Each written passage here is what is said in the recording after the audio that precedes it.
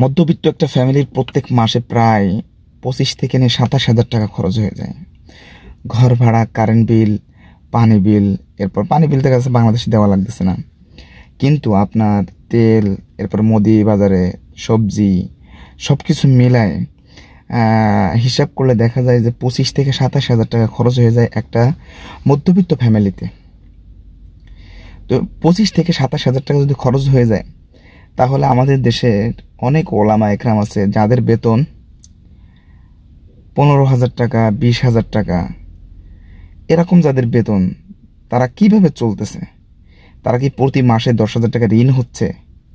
না, তারা কিন্তু ঋণ হচ্ছে না, কিন্তু তারপরেও তারা কিভাবে চলতেছে? আমরা বলতেছি যে আল্লাহ তাআলা চালায়, আল্লাহ তাআলা সব কিছু করেন। হ্যাঁ, অবশ্যই আমরা জানি এবং রিজিকের উপরে পরিপূর্ণ 100% বিশ্বাস আছে যে আল্লাহ তাআলা রিজিক দান করে থাকেন।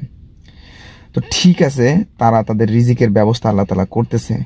তো আমার কাছে এখানে প্রশ্ন হচ্ছে যে দেখা যাচ্ছে 27,000 টাকা আমার খরচ হচ্ছে, তো সেই ক্ষেত্রে যে আমাকে চলা লাগে, কিন্তু রিজিকও আমার কাছে আসে, কিন্তু দেখা যায় কি যে আমাকে প্রচণ্ড আকারে কষ্ট করে এক জায়গা থেকে আরেক জায়গা করে তারপরে তো দেখা যাচ্ছে যে আমাকে চালানো লাগে।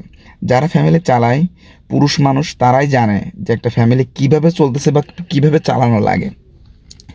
তো এখানে আমার একটা বিষয় হচ্ছে যে যারা মাদ্রাসার মুহতামিম আছে, তাদের কিন্তু যে কোনো কায়দায় কিন্তু একটা অবস্থা বা একটা সিস্টেম হচ্ছে। একটা বিষয় আসলে বলা দরকার, মুহতামিম সাহেবদের নিগরানি একজন ব্যক্তি আসলে আসা দরকার। না আসলে এটা প্রচণ্ড আকারে ক্ষতিগ্রস্ত হচ্ছে। বিভিন্ন ধরনের ওই একটা কথা আছে না যে মাদ্রাসা করতেছে, করে সেইখানে একটা ব্যবসায়িক একটা প্রতিষ্ঠান বানাই ফেলতেছে। মাদ্রাসা দেখা যাচ্ছে কি যে বেড়ার ঘর, কিন্তু নিজের ঘর বাড়ি হয়ে যাচ্ছে কি 2 তলা 3 তলা হয়ে যাচ্ছে ওই বেড়ার ঘরের থেকে। এখানে প্রশ্নবিদ্ধ হয়ে থাকে। তো যাই হোক, ওইটা কোনো বিষয় না যদি তার ব্যবসা বাণিজ্য থাকে, কিন্তু শুধু মাদ্রাসা চালায়, তার মাদ্রাসা ছাদ হচ্ছে না, কিন্তু বাড়ি 2 তলা হয়ে যাচ্ছে। এটা কিন্তু খুবই দুঃখজনক বিষয়। এরপরে দেখা যাচ্ছে যে হুজুরদের যে বেতনের বিষয়টা, মূল যে এটা, তাদের বেতন 15,000 টাকা, 20,000 টাকা বা 10,000 টাকা, এমন কেমন মসজিদ আছে যেখানে 5,000 টাকা বেতন দেয়। আরে ভাই, গ্রামের ভিতরে একটা নিম্নবিত্ত চলতেও তো কম করে হলেও 20 থেকে 25,000 টাকা খরচ হচ্ছে। তো আমরা তার হাতে কীভাবে 5,000 টাকা দিই, কীভাবে 10,000 টাকা আমরা তার হাতে তুলে দিই? এটা আমাদের তো বোঝা উচিত।